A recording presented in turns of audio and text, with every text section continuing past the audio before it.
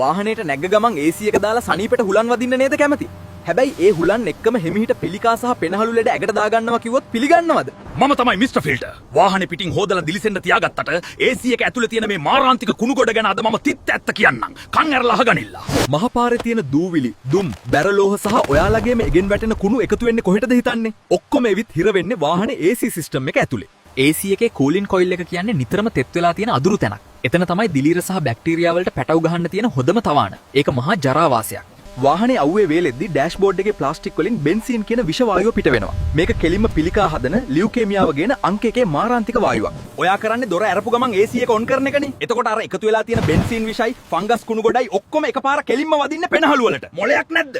නිතරම කැස්ස, හෙම්බිරිස්සාව ඇදුමෙන්නේ ඇයි කියලා හිතුවද? බේත් බිව්වට ලෙඩේ හොද වෙන්නේ නැහැ. මොකද උඹලා දවස ගානේ හුස්ම ගන්නේ අර AC එකේ තියෙන බැක්ටීරියා ගුහාවෙන්.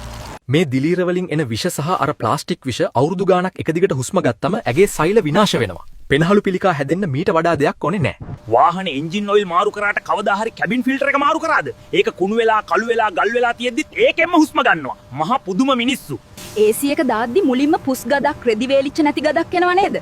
අන්න එක ගද එන්නේ අර ෆංගස් සහ බැක්ටීරියා කෙලින්ම නහයට ඇදලා ගන්න නිසායි. මේකෙන් බේරෙන්න නම් වාහනේට නැග්ග ගමන් ෂටර්ස් පහත් කරලා මුලින්ම බ්ලෝවර් එක විතරක් දාලා අර විෂ ටික එළියට යවපල්ලා. AC එක දාන්න ඕනේ ඊට විනාඩියකට පස්සේ. සල්ලි ඉතුරු කරන්න AC සර්විස් නොකර ඉන්න එපා. අනිවාර්යයෙන්ම මාස 6න් 6ට කැබින් ෆිල්ටර් එක මාරු කරපල්ලා. කූලින් කොයිල් එක ක්ලීන් කරපල්ලා. ජීවිතේට වඩා සල්ලි වටිනවද?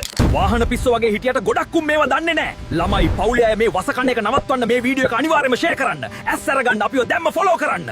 ඒ ළඟට ඕනේ මොකද්ද කියලා පහලින් කමෙන්ට් කරන්න. මේ වීඩියෝ එකට ලයික් කරලා ෂෙයා කරන්න.